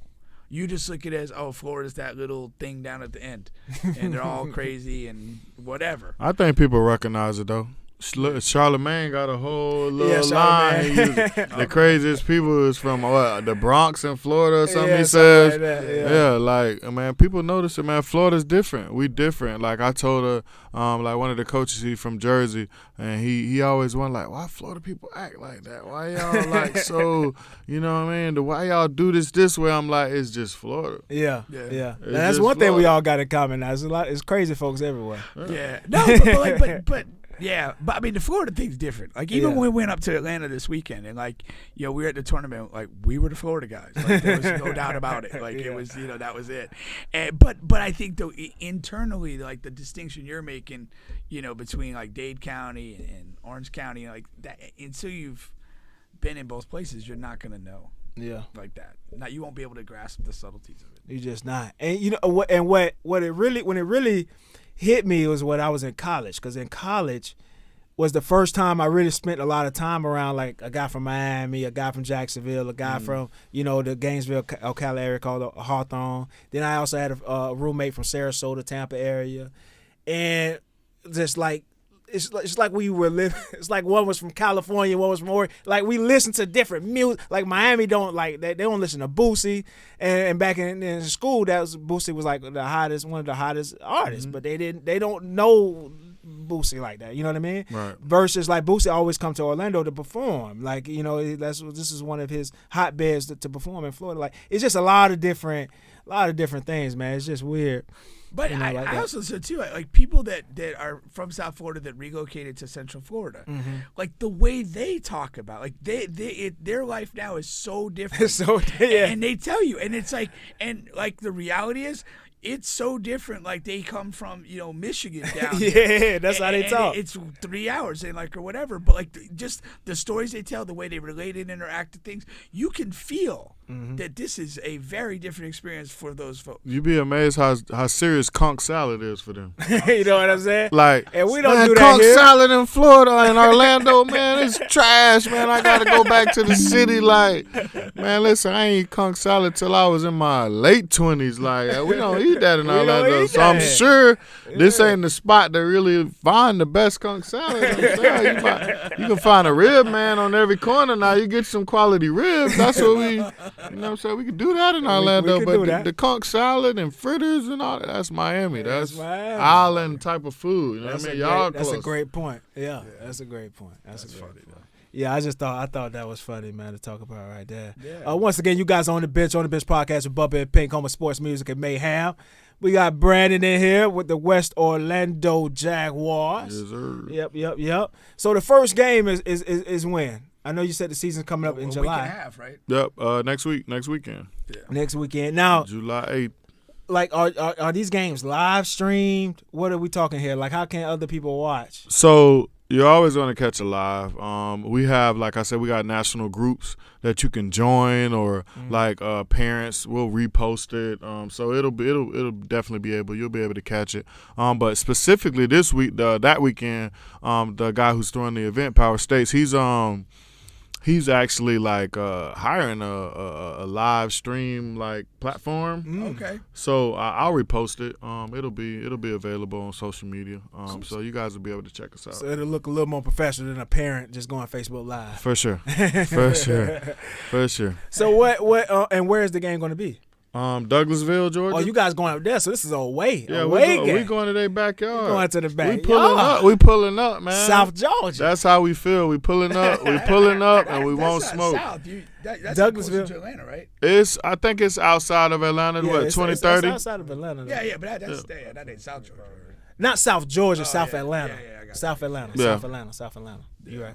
Yeah. You pull up and come away with a win. That's a big statement. It'll be big for us. Yeah. Like it's going to be a huge deal. Yeah. They won 83 straight games. 83 and 0. They haven't lost in 83 games. That's outrageous. So I mean they've had some ties. I think they have lost, but they never lost in their actual age division. Cause they play 10U, 11U teams sometimes. Like they're that good. They're like that. That's why we going up there, man. We going up there to see where we at. It's definitely a measuring stick for us, if anything. You know what I mean? Have y'all played them since the U6 game? No. We ain't played them since 6U National Championship. We lost like 20-something to 6. Okay. We had a lot less firepower. Okay. We had a lot less firepower. We definitely we loaded. We loaded. We told their coach we loaded. He like, baked potato? Yeah, baked potato, loaded, sour cream, chives. Like we loaded, man. And to the point where to the betters in the better world, like they all last 3 years they give teams 17, 21 points. Like we're giving you 17, 21 points. Guess how many they trying to give us? What's that? 7? None. None. They know what time it is. They know who coming, man. They know who coming. Man, we ain't giving y'all no points. Oh, that's great. It's a head up affair, man. But they know. Cause National, they saw us last year. We ran into a beast last year, man. We ran into probably the biggest 8-year-old in the world. Like you gotta look him up. It's Aiden from Pac Prime. He's every bit of 5'5", 5'6", maybe 150, 160. And what they put him at? Running back? He's running back. That's what they do with those big kids. Yeah, they put him at running back because what you gonna do with him? Look, so first half, they got him on the line. Mm-hmm. So all we doing is running away from him, and he ain't gonna catch us. Like we got track. We have track athletes. Like you ain't gonna catch us. But once they moved on the running back. Now where's that team from? Some part of Texas. Texas, okay. They're out of Texas though, Pac Prime. That's Texas great organization. They love their football too now. Yeah, it's great organization, man. That's who the Atlanta team has beaten the last 2 years.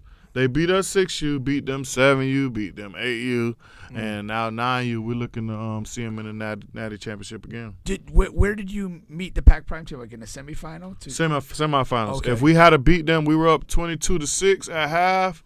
We beat them. We played the Atlanta team. Oh, okay. Because check in, we pulled up on the Atlanta coaches like, "What's up? We here. Yeah. This what y'all wanted since 6U. We here." So like our whole goal, even the Pac Prime coach, he called me. He say, "Man, I seen it live. Y'all already watching the Atlanta team. Why y'all ain't watching us? Y'all play us tomorrow." Man, we looked past them like, cause we were like, we played another Texas team, SED Wolverines.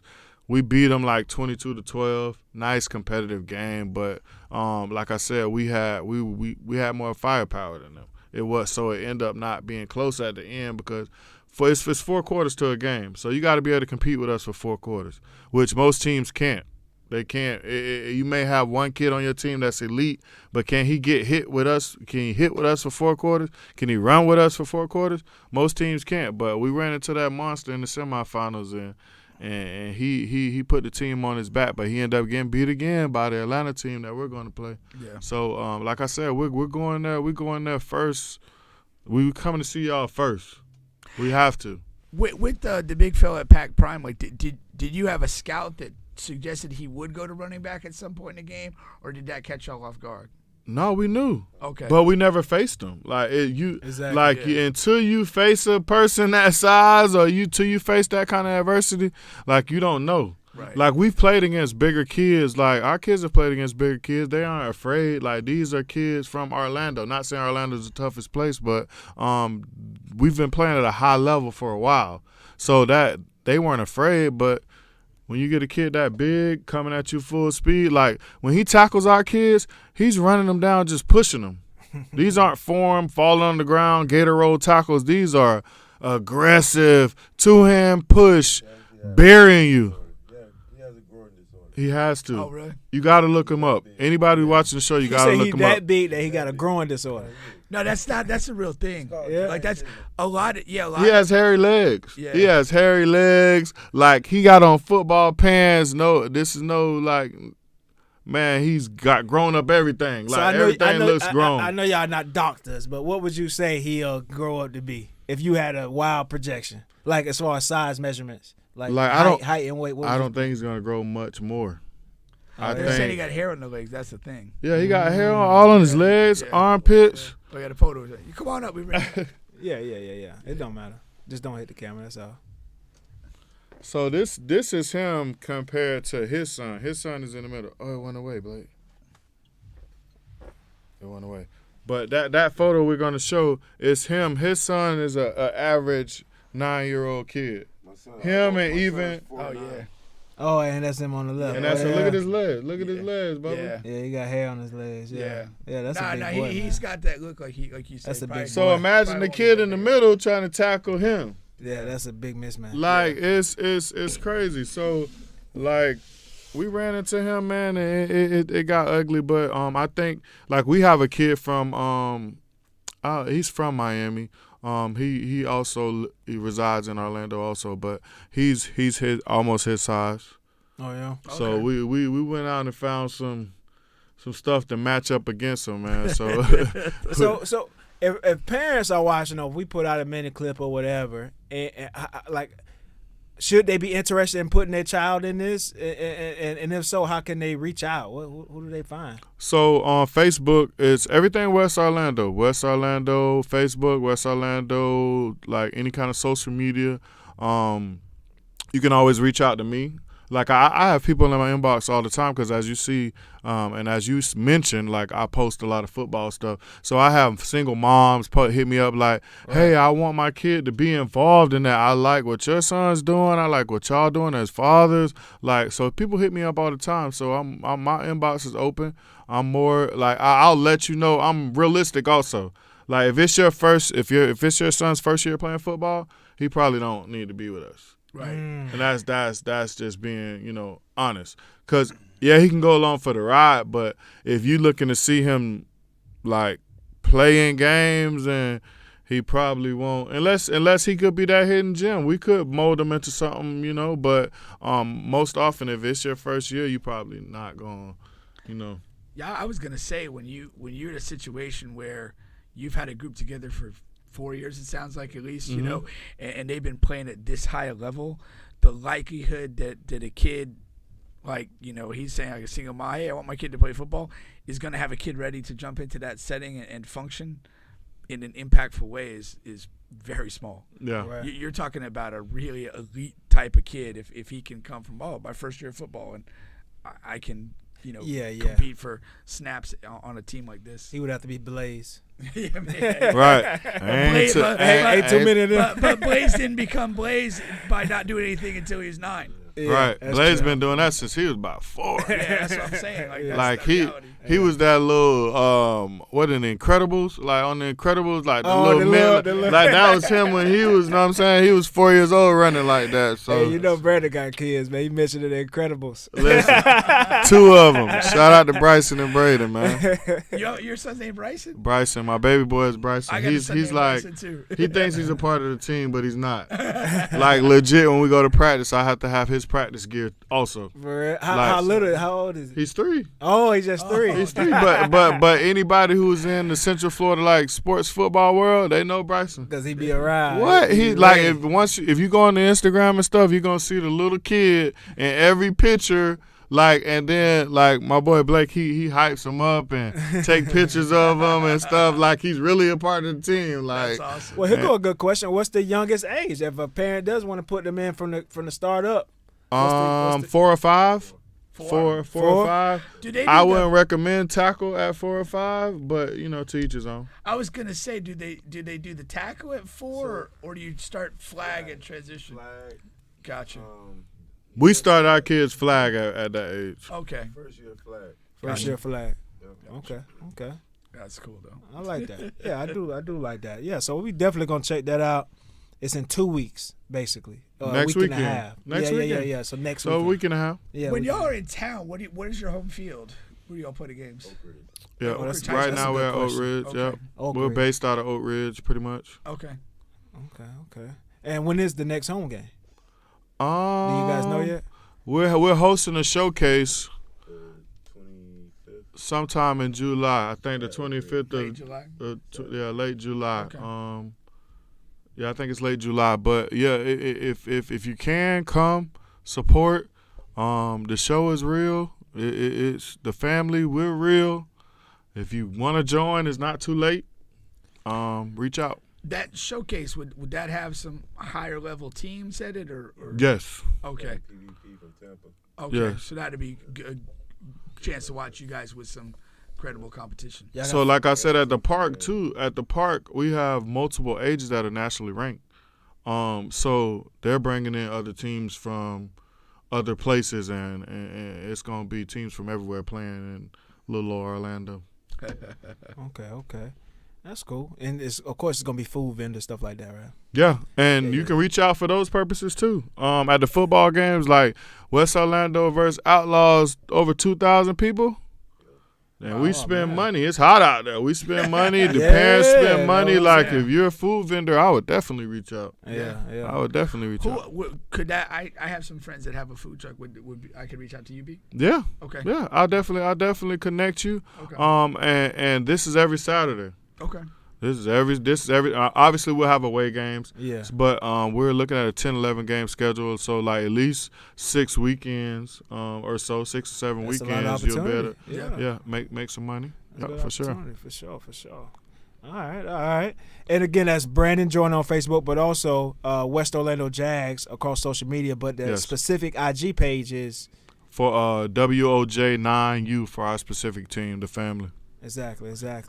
All right, so usually we're in the show on a story. Now, this is depending on if you've heard this story or not, because I know I told this in the old format. Now, I love Bubba stories, man. But did you hear about my story from Pop Warner? Did you hear the whole story? I heard it. You heard it? I probably can tell it. You know, I told you I'm an avid fan, man. I could tell it. It's a very interesting story. Very interesting. Based on this story, you would not be cut out for the West Orlando Jags. Well, I'm going to tell the story for our guy. What's your name again? Blake. Corey Blake. Courtney Blake. Courtney Blake. You got a kid on the team?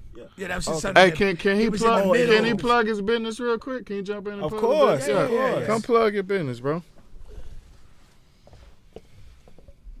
Appreciate you. Yeah.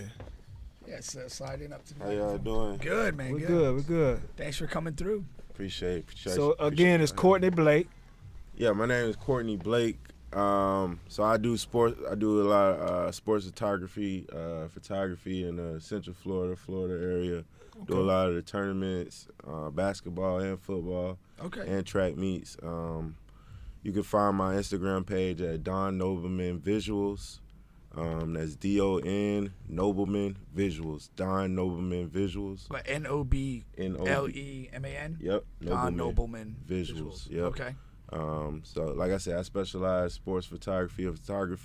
I do all of the family's Instagram work that you see, the videos and pictures. Okay. And you made that video we showed here with the kids in the throne and the plan. Yeah. I like it. Okay. Okay. Was that your concept, like to put that together? Or did somebody else have an idea? Well, me and the head coach kind of came up with it. He added his extra twist to it. Yeah. Okay. I pretty much did the visuals and the photo shoot that you guys see. Yeah. Cool. Now, is that just your last name, or are you really a noble man? What's going on? No, you might be the first in the show. Yeah. So I came up with that name back in college, man. I was trying to come up with college. Yeah, bro. I definitely wasn't a noble man. I had that in my back pocket since college. I was about to use it for a clothing line. Okay. And then I picked up a camera. I just, use it for that. So now you keep using the word, photography. So, but it is a little videography in it, because of course that was a video. But are you pushing that too, or you mostly just trying to push the photography? Video, and both. Really. Okay. Because I started because my son, I wanted to have good quality work for his Instagram page. Blaze, he influenced me. His dad influenced me with a lot of this stuff. He used to walk around with a camera. So I'm like, let me, start picking this up. And pretty soon I started doing it for, Brandon, a lot of the other teammates. And now, I do it for the team, basically. Cool. So and you do your own edits? I do my own edits. Okay. Yeah, it's all my work. So I say photos, but video. I do all of the team's highlights. So anytime a kid makes a touchdown, a tackle, parents always calling me for that footage. Did you get that tackle? I do a lot more video, I would say, but I started off with the photos. I got you. Exactly. And you'll do it. For business-wise, for anybody, not just whatsoever. Yeah, I mean, I of course, I do baby showers. Okay. I've done, just regular graduation, birthday shoots, stuff like gender that. Reveals? Yeah, gender reveals. Yep. Big, I actually did Coach Luke's youngest son gender reveal, and he was coming up. So. Okay. Yeah, that's cool. Appreciate that. Again, plug it at the end, too. Don Nobleman Visuals. Don Nobleman Visuals. All right then. That's good. So we'll get that out there. West Orlando Jags, you guys don't forget they're playing next weekend. We'll put that link up for you guys to follow and watch the live stream. It's going to be in Georgia. They're playing the #1 team ranked in the nation, and then they'll be back here. When they come back here, they're going to be playing at Oak Ridge. You guys can come out, watch the games. Support the local kids, and if you have kids, you can see, first of all, the level of play, and bring your son and see if they, you ask him if he think he can go out there and make something shake. And if he can, Brandon and Nobleman here, we can get that going for you guys. All right. So you guys have been on the bench, and we'll catch you guys next week. All right. You aborted the story? Huh?